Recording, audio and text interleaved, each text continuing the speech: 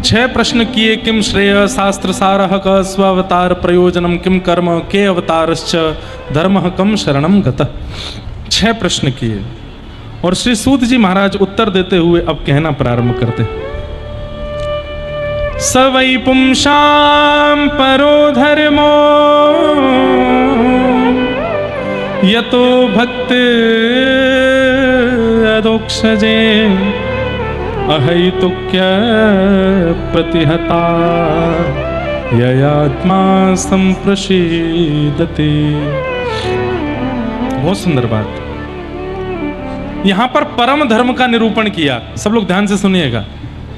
धर्म और परम धर्म, इन दोनों में अंतर क्या है?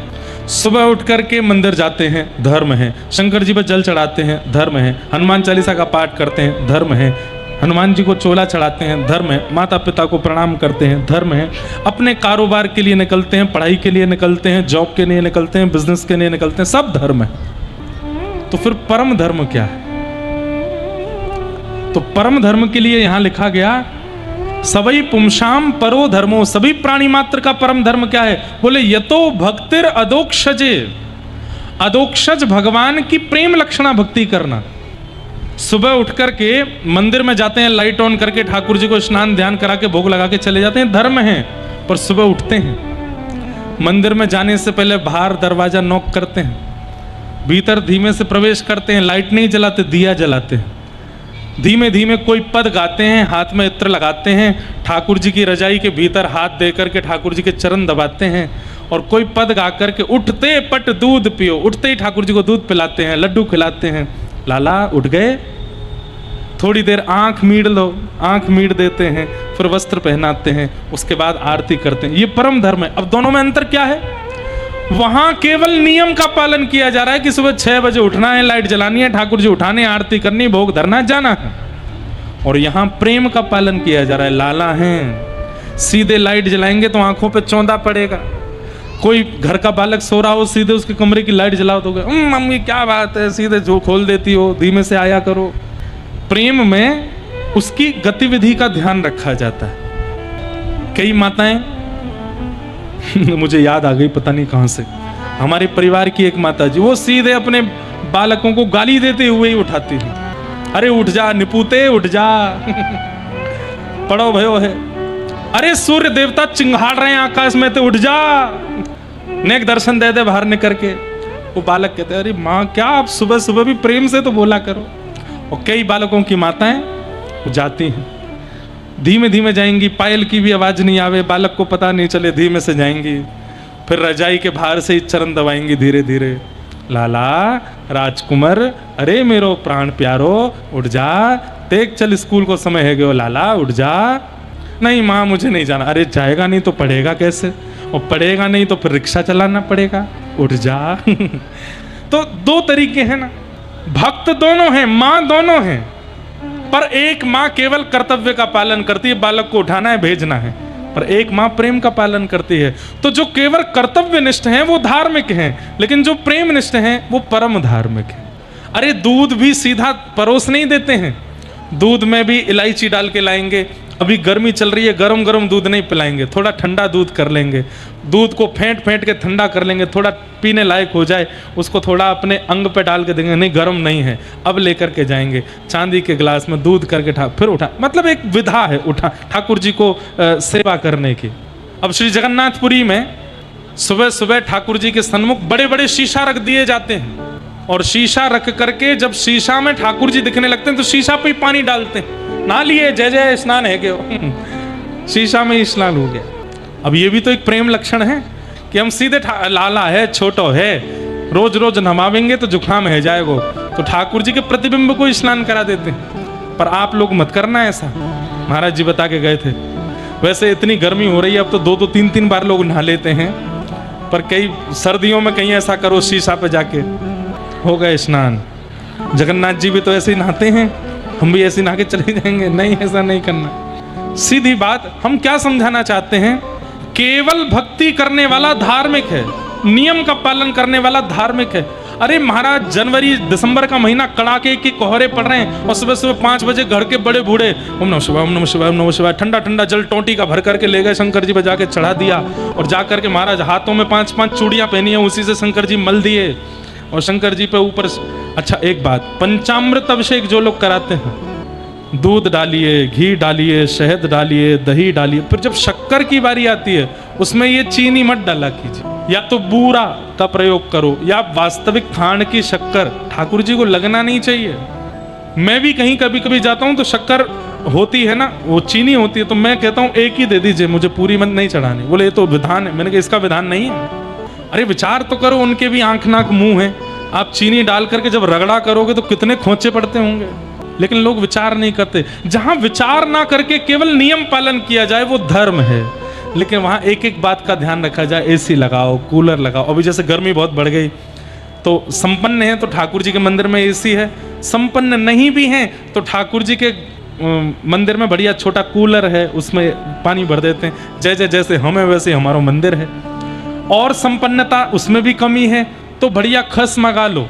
बहुत बढ़िया उपाय बता रहे हैं, खस मंगाओ और खस की बढ़िया टाट बनाओ, ऐसे ऊपर ऐसे मंदिर जो हो उसमें खस की टाट में ठाकुर जी को गीला खस कर दो, बिल्कुल पंखे वगैरह सब बंद कर दो और खस की टाट में बढ़िया इत्र लगा के गीला करके ठाकुर जी को बैठा दो। और वो एक दुकान पे मिल जाएगा फुसफुस वाला आता है ना पानी, उसमें भरा रहता है, उसमें पानी भर के 1-8 घंटे में उसमें खस की टाट में ऐसे फुसफुस कर दिया करो, ठंडी रहती है ठाकुर जी को। ये क्या है? ये प्रेम लक्षणा भक्ति है। इसमें क्या होता है? ये परम धर्म है। सवई पुंसाम परो धर्मो यतो भक्तिर अदोक्षजे। अदोक्षज भगवान की प्रेम लक्षणा भक्ति करने वाला भक्त वो परम धार्मिक है। इसलिए धर्म नहीं, अब परम धर्म। धर्म बहुत कर ली, अब थोड़ा परम धर्म में आइए, अब थोड़ा विचार करना प्रारंभ कीजिए, ठाकुर जी के सुख का विचार करने लगिए। फिर धार्मिक व्यक्ति केवल अपनी इच्छाओं की पूर्ति चाहता है ठाकुर जी से, लेकिन परम धार्मिक व्यक्ति ठाकुर जी की इच्छा पूछता है। आप जो चाहोगे वो हम करेंगे, आप जैसे चाहोगे वैसे हम करेंगे। कोई उपलब्धि मिल गई तो ठाकुर जी की कृपा, कोई उपलब्धि नहीं मिली तो ठाकुर जी की कृपा। हाथ ठीक है तो ठाकुर जी की कृपा, फ्रैक्चर हो गए तो ठाकुर जी की कृपा। हर स्थिति में ये परम धार्मिक के लक्षण। तीसरा, परम धार्मिक व्यक्ति उनको पाषाण नहीं मानता, उनको धातु नहीं मानता, वो ठाकुर जी हैं, लाला हैं मेरे, इसी भाव से उनकी सेवा करता है। यही परम धर्म है। सवई पुंसाम परो धर्मो यतो भक्तिर अदोक्षजे अहै तुक्य प्रतिहता यत्मा शम प्रसीदति। नामदेव जी महाराज, उनके नाना जी श्री वामदेव जी महाराज, सब लोग इधर देखो, ठाकुर जी की सेवा करते थे। तो तीर्थ यात्रा पर जा रहे थे, अपने दोहित्र नामदेव जी को बोल गए मैं तीर्थ यात्रा पर जा रहा हूं, तुम ठाकुर जी की सेवा करना। नामदेव जी को तो बड़ा चाव रहता था। अच्छा, छोटी अवस्था में बच्चों का मंदिर में ही मन लगता है, आपने देखा है? छोटी अवस्था में पूरे घर में सबसे प्रिय स्थान बच्चों का कौन सा होता है? मंदिर। घंटी अच्छी लगती है, ठाकुर जी अच्छी लगते हैं, वहां बैठ के दादा दादी नाना नानी पूजा करते अच्छे लगते हैं। घर के बड़े लोग सब सो रहे हैं उल्टे पड़े बिस्तरों पर, और बच्चे कहाँ हैं? नानी नाना की गोद में बैठ के ठाकुर जी की सेवा करवा रहे हैं, अभिषेक करवा रहे हैं, घंटी बजा रहे हैं, आरती में ताली बजा रहे हैं। अधिकतर बालक अपने हाथों की गतिविधि में सबसे पहले ताली बजाना सीखता है। अधिकतर बालक, उसे घर के नाम बुलवाओ, घर की स्टोरी कुछ नहीं बोलो, भगवान नाम बुलवाओ, तुरंत बोलने लग जाता है। लेकिन धीरे धीरे मंदिर से, नाम से, कीर्तन से सबसे दूर हम करते हैं उसको। और फिर जब 16 साल का हो जाता है, फिर मंदिर सबसे बुरा लगता है उसको। दादी बैठी रहो, आप मम्मी आप जाओ, मुझे क्या करना है बस। फिर हम रोते हैं, ये बिल्कुल कथा नहीं सुनता, बिल्कुल भजन नहीं करता। अरे हमने ही दूर किया उसको, बाल्यकाल में नहीं था ऐसा। तो ऐसी प्रेम लक्षणा भक्ति करो। तो श्री नामदेव जी का मन तो बहुत होता था सेवा का, लेकिन दादाजी सेवा करने नहीं देते थे। समय आया, दादाजी तीर्थ यात्रा के लिए गए, 3 दिन के लिए जाना था। तो नामदेव जी से कह के तुम सेवा करना, और सुनो सेवा में कुछ ज्यादा नहीं करना, ठाकुर जी को भोग लगा देना बस, ठीक है। वामदेव जी चले गए, नामदेव जी के हाथ में आई सेवा, थाली लेकर के रसोई से सीधे ठाकुर जी के पास गए, सन्मुख रखा, पूरन पोड़ी बनी है, बढ़िया सब्जी साग बने हैं, सब बने, पाव नाथ, ठाकुर जी खड़े हैं, पांडुरंग विठल भगवान। नामदेव जी बोले जय जय पाओ, ठाकुर जी खड़े हैं। इतनी देर हो गई, आप पाते क्यों नहीं है? पाइए ना नाथ, पाइए पाइए। रोने लगे, नहीं पा रहे हैं ठाकुर जी। तो नामदेव जी को ये लगने लगा कि इनको वामदेव जी की ही सेवा अच्छी लगती है, मेरी अच्छी नहीं लग रही है। और इस विरह में रोने लगे, चरण दबाने लगे, हाथ दबाने लगे, नाथ पा लीजिए ना, मैं कल और अच्छा बना लाऊंगा, आज पा लीजिए ना। ठाकुर जी जब नहीं पाए तो श्री नामदेव जी छोटे से छुरी लेकर के आ गए और छुरी ला करके अपनी गर्दन पर रखी, बोले या तो पाओ नहीं तो गला काट लूंगा अपना। इतने में ही ठाकुर जी प्रकट हो गए, छुरी पकड़ी, बोले 2 घंटे में प्रकट होता हूं क्या मैं? 2 साल तपस्या करनी पड़ती है तब जाकर के प्रकट होता हूं। नामदेव जी बोले अब हो गए हो तो प्रसाद पा लो। ठाकुर जी प्रकट हो गए। विठल भगवान बोले बड़ा विचित्र भक्त है। इसी कलिकाल में 2 घंटे में भगवान प्रकट हो गए नामदेव जी के लिए, प्रसाद पाए। नामदेव जी बोले सुनिए जा रहे हैं आप? बोले हाँ अब जा रहा हूं, और भी तो भक्त बुलाते हैं मुझे। बोले ठीक है चले जाइए, समय से फिर आ जाइएगा, नहीं तो छुरी रखी है मेरे पास। ठाकुर जी बोले हमको धमकी दे रहे हो? बोले चाहे जो समझिए, हमको चाहिए जब तक नाना जी नहीं आ रहे हमारी थाली एज इट इज वापस नहीं जाएगी, सब कुछ पाएंगे आप। ठाकुर जी 3 दिन तक रोज प्रकट होते और नामदेव जी की प्रसादी पाते। 3 दिन बाद जब वामदेव जी लौट करके आए तो बेटा कैसी रही सेवा? बोले सब बढ़िया है। अच्छा लाओ प्रसाद थाली लेके आओ, भोग लगाऊं। प्रसाद थाली भोग लगाई तो नामदेव जी भारी खड़े थे। वामदेव जी थोड़ी देर बाद थाली लेकर के वापस जाने लगे तो नामदेव जी बोले नहीं पाया? बोले हाँ भोग लग गया ना। वो कहाँ, रोटियां वैसी रखी हैं, दाल चावल सब कुछ वैसा ही रखा है, कहाँ पाया? बोले ठाकुर जी ऐसे ही पाते। बोले मेरे में नहीं पाते, मेरे में तो पूरा खाते थे। ठाकुर जी बोले अरे बाबड़े तेरे लिए खा, उनको क्यों बता रहा है? उनको भी बता रहा है, मेरे में तो पूरा पाते थे, एक एक सामग्री पाते थे। लाओ मुझे थाली दो, मैं खिला के आता हूँ। भीतर लेकर के गए, ठाकुर जी के सामने रख दी। वामदेव जी खड़े खड़े हंस रहे हैं, बोले पाएंगे ही नहीं। बोले पाएंगे कैसे नहीं? ठाकुर जी की ओर देखा, नहीं पाओगे? ठाकुर जी खड़े हैं। अभी रुकिए नाना जी, फिर से छुरी लेके आए अपने गले पर के, पाओ। ठाकुर जी प्रकट हो गए और वामदेव जी देखने लगे। ठाकुर जी बोले कैसा है ये रोज छुरी रखता है गले पे कि प्रसाद पाओ। वामदेव जी बोले छुरी हुरी छोड़ो नाथ, पहली बार दर्शन हुए आपके, प्रत्यक्ष प्रणाम करूं आपको, वंदन करूं। तो ये सब बात आप मत करना ऐसा। ठाकुर जी कहेंगे सुनी सुनाई बात कर रहे हो, अपने मन से करते तो मानी जाती ना, सुन के आ गए हो कथा में कर रहे हो उसका, और करोगे भी नहीं, पता है, करना भी मत। करोगे आप और पुलिस ढूंढेगी हमको, कौन सुना के गया था कथा। करना नहीं ऐसा। नवीन भाव सोचिए ना, कुछ और अच्छा सोचिए ना। ठाकुर देखो प्रेम लक्षणा भक्ति में सोचा जाता है, विचार किया जाता है। जैसे एक प्रेमी अपने प्रेमी को नित्य सरप्राइज देने के सोचता रहता है, आज क्या करूं, आज क्या दूं, आज क्या करूं, वो खुश हो जाए, ऐसे ही रोज सोचो। और ये तो अधिक मास चल रहा है, इसमें तो नित्य सेवा होती है ठाकुर जी की, सारे उत्सव होते हैं साल भर के। हम तो कर नहीं पाए कथाओं की व्यस्तता के कारण, इसलिए 7 से जो 13 वृंदावन में कथा है उसमें 9 से 13 मतलब 7 और 8 छुट्टी है, 9, 10, 11, 12, 13, बाकी के 5 दिन गिरधर लाल जी के उत्सव है। नौका विहार, जल विहार, फूल मंडली, रथ यात्रा, चंदन यात्रा, सब उत्सव करेंगे ठाकुर जी के। ठाकुर जी को भी अच्छा लगता है और उसमें भी कुछ नवीनता करो। अब देखी दिखाई किसी की सेवा उसी को आप कर दो ना, कुछ अलग करने का प्रयास करो। यही तो प्रेम लक्षणा भक्ति है, यही परम धर्म है जो ठाकुर जी को रिझाने के लिए किया जाता है। धर्मस्वनिष्ठितः पुंसां मतो निःश्रेयसाय मे, धर्मस्वनिष्ठितः पुंसां विश्वक्सेन कथासु यः नोत्पादधेदधिरतिं श्रम एव हि केवलम्, नोत्पादयेदधिरतिं श्रम एव हि केवलम्। नित्य कथा सुनिए, नित्य सत्संग करिए, नित्य वार्ताओं में जाइए, नित्य भगवत वार्ता सुनिए और उस वार्ता में, कथा में, सत्संग में बैठ करके अपनी मन की स्थिति को परखिए।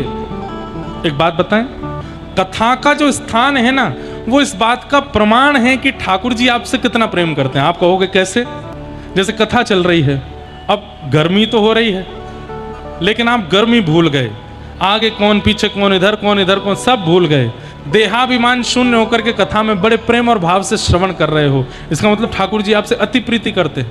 लेकिन कथा में हर 2 मिनट में कभी पैर दर्द कर रहा है तो पैर सीधे कर लिए, कभी कमर टेक लगा ली, थोड़ा पानी पी लिया, पंखा कर रहे हैं और राम गर्मी, हो बहुत देर हो गई, कितनी, अभी तो 7:45 8 हुए हैं, रोज तो 7:45 पूरी कर देते, आज नहीं कर रहे।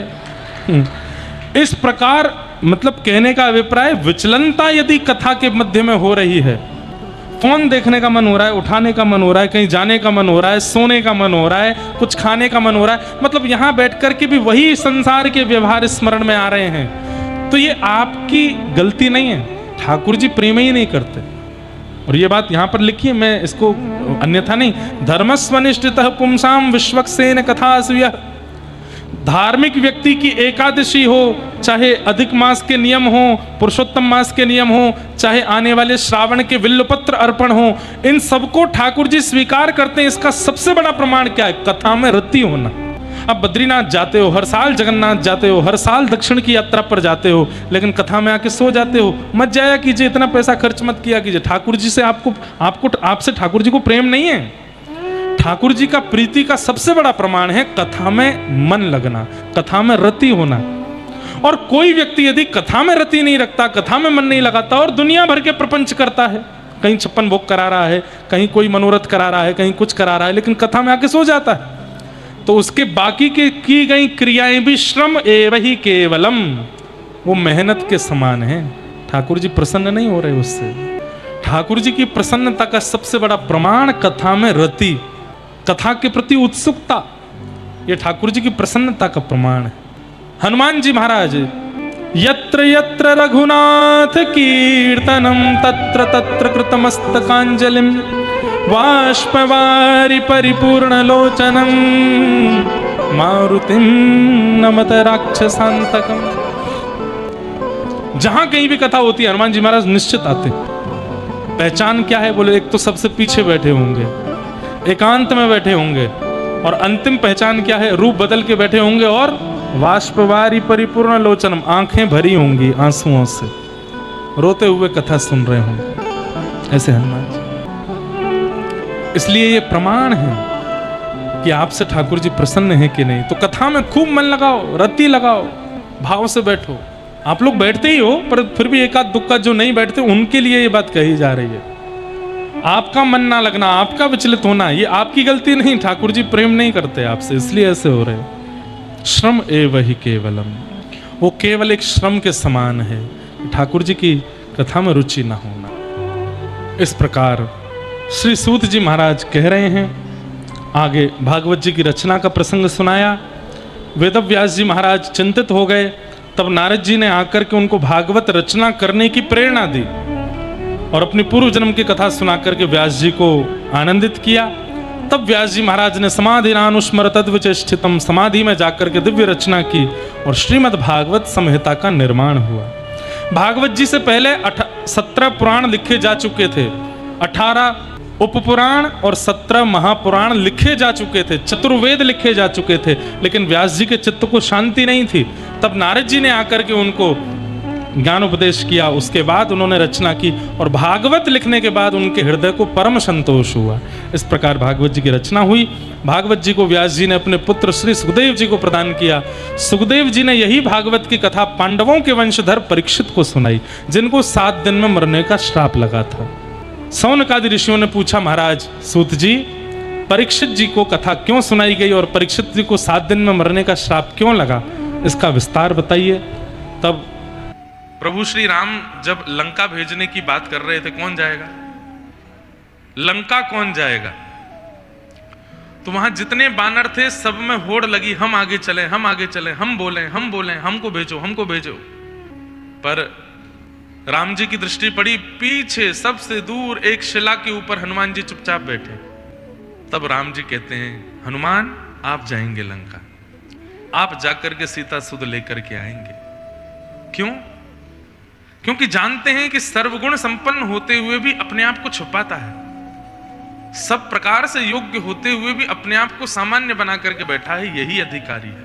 अपने गुण का प्रदर्शन और अपने आप को प्रदर्शित करने वाला व्यक्ति गुणवान होगा भी ना तो उसके गुण क्षीण हो जाते हैं, क्योंकि प्रदर्शन कर रहा है, सन्मुख आने की भावना है। तो इसलिए किसी भी प्रकार से ये आगे पीछे वाला ये क्रम अब पता नहीं क्यों होने लगा है, लगभग कथाओं में हो जाता। आगरा में तो इतनी अफवाह फैली जिसकी कोई सीमा नहीं, आगे के इतने पैसे, पीछे के इतने, इधर के उतने, इधर के उतने। हमको कुछ पता ही नहीं, हम सीधे कथा में जाते हैं, बैठते हैं, कथा करते हैं, निकलते हैं। और ना आयोजक परिवारों ने ऐसा कुछ कहा, हमने पूछा भी, बोले कुछ नहीं है। सबको सामान्य होना चाहिए, सबको एक रूप में रहना चाहिए, कथा श्रवण भाव से करनी चाहिए। कथा श्रवण हमारा प्रथम उद्देश्य होना चाहिए, इसके अलावा और कुछ नहीं। किन्हीं का भाव आया कि महाराज जी हमने 1996 में महाराज जी किन्हीं महाराज जी से दीक्षा ली थी, किंतु उन्होंने मंत्र के अलावा कुछ भी नहीं दिया, ऐसा करके आपका कुछ भाव है। तब से मैं मंत्र जाप तो करती हूं, बाकी इनकी हैंडराइटिंग मुझे कम समझ में आ रही है लेकिन मैं जहां तक थोड़ा बहुत समझ पाया कि संभवतः या तो गुरुदेव ने ज्यादा नियम नहीं बताए या फिर कुछ ऐसा ही कुछ भाव है, तो अब समझ नहीं आ रहा क्या करें। हमारी एक बात सार्वजनिक रूप से सुनिए, गुरु प्राप्त होने के बाद में बदले नहीं जाते। जीवन में सदगुरुदेव, दीक्षा गुरुदेव एक ही रहते हैं। अब उन गुरुदेव आपको एक मंत्र दें, एक नाम दें, एक शब्द दें, पूरे नियम बतावें या बिल्कुल कुछ ना बतावें, ये सब उनकी इच्छा पर निर्भर करता है। आप उस परंपरा में आ गए हैं, जितना बताया गया उसको पालन कर लीजिए। अब उन पर संशय मत कीजिए, क्योंकि आजकल क्या हो गया है कि प्रभाव युक्त कई सारे वक्ता, हम जैसे भी, जिनके प्रभाव में लगता है कि इनसे दीक्षा लेनी चाहिए, इनको गुरु बनाना चाहिए। हमारे वाले जो